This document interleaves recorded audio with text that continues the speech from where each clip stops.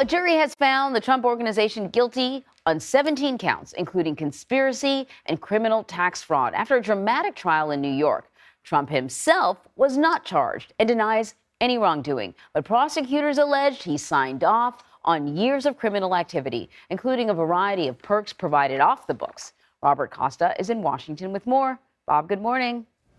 Good morning to you. For former President Trump, this is more than a legal blow to a company that has long defined him and his family. It's also a potential challenge to his political standing, just weeks after he announced his 2024 bid for the White House. It underscores that in Manhattan, we have one standard of justice for all.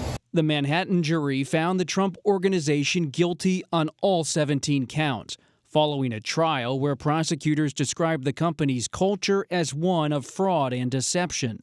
That culture, prosecutors found, included off-the-books non-tax perks for executives, from leased luxury cars to private school tuition. The star witness, longtime Trump Organization CFO Alan Weisselberg. He pled guilty to tax evasion in exchange for a 5-month sentence and his testimony. While Trump himself was not indicted and denies any knowledge of the scheme, the probe of his company, which he has boasted about for years, did raise new questions about his conduct, with prosecutors arguing that he knowingly participated in the scheme. The jury verdict can be taken as a indication that they thought he did know. So that has a lot of implications for going forward, including by this very office that is now considering new criminal charges against him. The maximum penalty is $1.62 million, which means the Trump org does not face an existential threat, but the verdict could cast a shadow over its reputation. Today's ruling is very damaging to the Trump brand. And now his company, that has been his sort of alter ego in the business world, stands convicted of a 15-year scheme to defraud. We'll certainly be appealing, of course. A spokesman for the Trump Organization called the verdict preposterous and defended its business practices. It is just the latest turn in numerous Trump investigations, and soon the January 6th committee will issue a sweeping report. On Tuesday, the committee chairman told reporters the panel expects to make criminal referrals. Other members reiterated more would be coming soon. Donald Trump and others committed criminal offenses in their effort to prevent the peaceful transfer of power. We're discussing, and I think we're closing in our final decision about whether to make referrals and exactly what those referrals will be.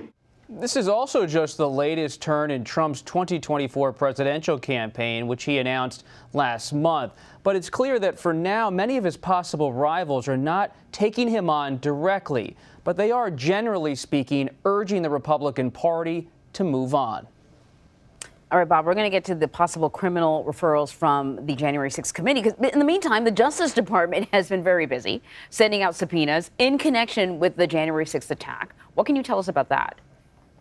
It's so important to remember that the Trump legal front is a front with multiple legal battles that are ongoing. So you had this Trump Organization investigation in New York concluding yesterday with this guilty verdict on all 17 counts. But you still have ongoing grand juries in Washington looking into the alternate electors, looking into Trump's handling of records marked as classified, looking into Trump's January 6th conduct. And you now have a special counsel who has been appointed by the Attorney General to make a decision about how to handle possible prosecution, if any, of the former president. He will ultimately have that say, the special counsel will, because Trump is a federal candidate and the Attorney General believes this is the direction to move in. And you just mentioned the stuff happening in Washington. We didn't even talk about the Mar-a-Lago documents. We didn't talk about the other case in New York City in relation to his business practices.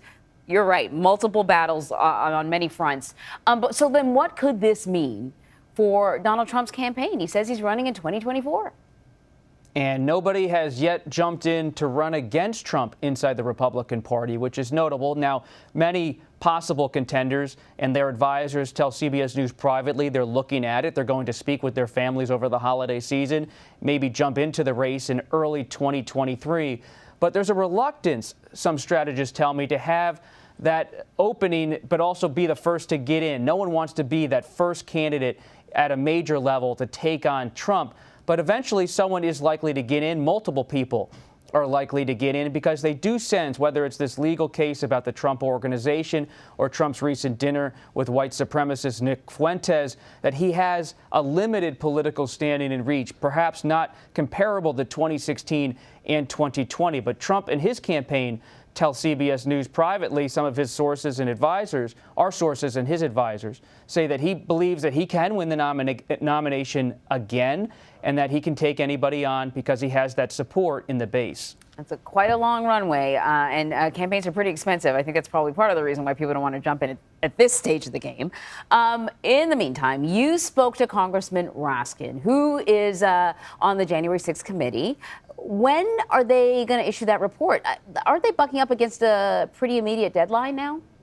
They are, and that's why we expect to see that report in the coming weeks, sometime in December of 2022. This matters politically for Trump because there's going to be a deluge of new information, witness testimony, video footage, text messages that could come out as part of this comprehensive report issued by the January 6th committee. Yet another thing hovering over his 2024 presidential campaign. Congressman Raskin told us in a recent interview for CBS Sunday Morning that this report will focus in many respects on Trump's conduct and what he was doing behind the scenes before, during, and after the Capitol attack.